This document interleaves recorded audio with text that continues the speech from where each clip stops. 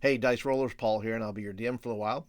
My friend Tim, who is currently my Shadowdark GM in our live games right here on this channel, sent me a book he wrote called Starter Adventures. Just because. He didn't ask me to review it, but after looking through it, I thought, I bet there are people looking for simple adventures, learning adventures that a mom or dad could run for their kids, a therapist could use with their client, a friend could teach another friend how to play an RPG. These types of games are called duet games, where there is one DM, GM, and one player. And today I'm going to share with you why I think Starter Adventures is a perfect duet resource. If you are brand new here, welcome. I've been playing tabletop RPGs for 40 years, been a pro DM for about 3 years, and a certified therapeutic game master. And yes, that is a real thing. There's a link in the description for more info on that. If you like RPG reviews, DM tips, and more, then think about liking and subscribing this video and to get more videos like this. The first time that I ran a duo game was at a library event. There was an older man who did not have a table to play at. They were all full. So without having any experience, I offered to run a game for him. And we had a blast. And it's nice sometimes not to have to keep up with 5 or 6 people and their shenanigans. And I wish I had had the Starter Adventures because they gave me everything I needed without a ton of box text, stats, and other stuff to keep up with. And Starter Adventure is a great teaching tool because it focuses on the major classes like the cleric, the fighter, the thief, and the wizard. So let's jump in and take a look at the cleric. All right, so here it is, Starter Adventures. It's 51 pages.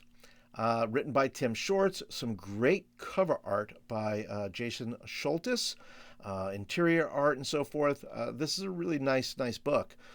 Shows you the contents here. You have the cleric, the fighter, magic user, thief, and each of the classes has 5 adventures. It shares with you in the introduction that this particular resource uses the Swords and Wizardry game system. You could use this resource for any other OSR products, but Tim has used Swords and Wizardry. And you can, of course, use this and hack this for use with any other game system you want, but I'll put links down below to Swords and Wizardry in case you're wanting to check that game system out. So let's look at the cleric. So you see it starts off with setting, a stream and woods. You see how simple that is? You, as the DM or GM, can imagine that. You've probably been near a stream. You've been in some woods, and so you can describe pretty much anything you want. There's not a lot of stuff there. And then it gives you the situation. Tanner, a young boy, is missing.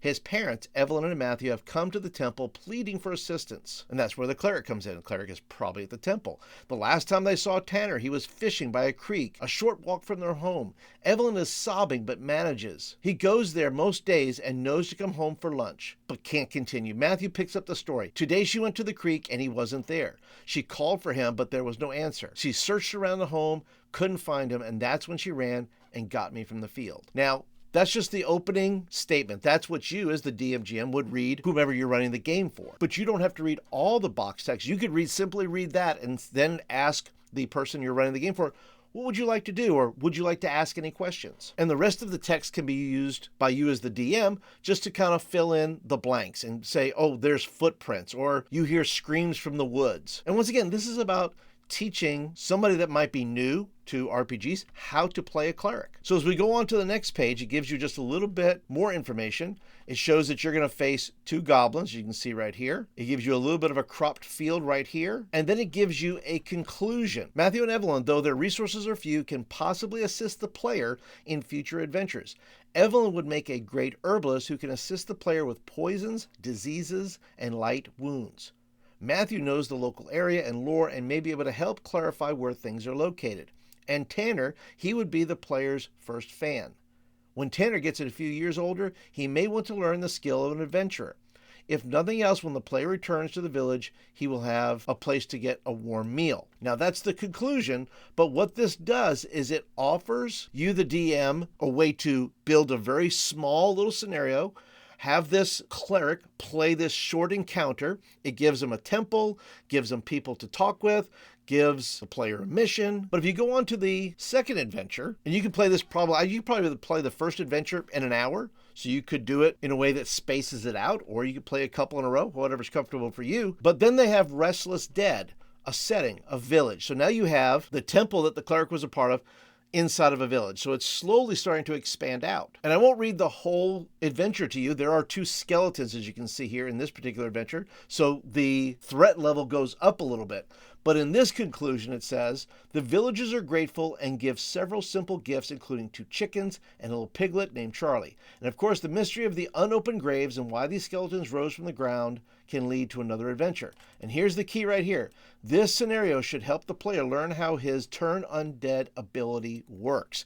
You see, that's the nice thing about this being a teaching tool. You're slowly teaching a player about their various abilities. Whereas when you're dealing with a group of 5 or 6 people, maybe you're having to explain 2 or 3, 4 times, what can you do, what kind of spells do you have? And so you're going through all this, but doing a duet, you're able to teach them through a process of these 5 short adventures. You're teaching them how to use their abilities, how to play a cleric. And after cleric, if they want to play a different character, you can go on and you can play a fighter.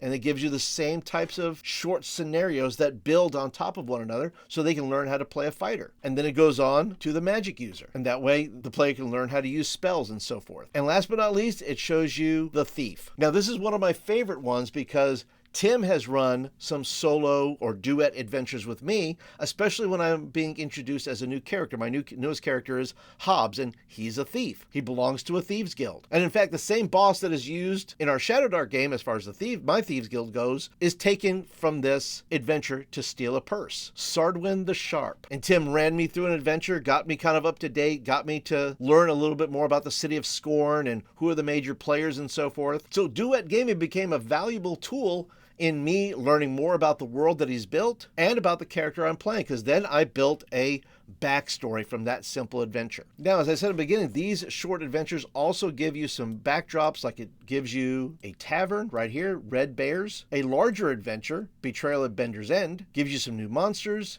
and it also gives you some new magic items to work with. So for me, Starter Adventures is my new go-to for duet games. If I want to teach one person how to play, I'm going to use this because I want to be able to build upon each adventure so that a person can learn who their character is, what their class does, and I don't have to do that much work. So if you're interested in Tim's Starter Adventure, I'm going to put that down below. But you know what? I went down the rabbit hole and found some other duet adventures. Things like Friends in Need, a trio of mini adventures for Duet 5e. There's also Witches, Fae, and Foes, 6 one-shot duet adventures for 5e. This little adventure companions for duet for 5e, it gives you basically some other companions that you can put with that duet player, and they can then play not only their character, but maybe one other. And then if you're looking for some more old school, well, there's this Crypt of the Shadow Lord for Labyrinth Lord. You could also use any other old school game system. It'll work, but you can play whatever system you want. And then there was this. I found Beowulf, Age of Heroes. Also, Duet Gaming comes with a setting, comes with many different adventures, and I will put the links to all of those down in the show notes if you're interested in any more Duet Gaming. But hey, thank you so much for coming today. Thanks for hanging out. Thanks for being a part. Let me know, do you like Duet Gaming? Have you ever tried Duet Gaming? Have you ever run somebody through a Duet game? Have you been run through a Duet game? Leave me some comments down below. And if you're interested in some more videos like building dungeons, I'll put that over here. Or if you're interested in my zine, I have a zine that I have out there. You can watch this video as well. But that's it for today, everybody. Thank you so much for watching, and I'll catch you all in the next video.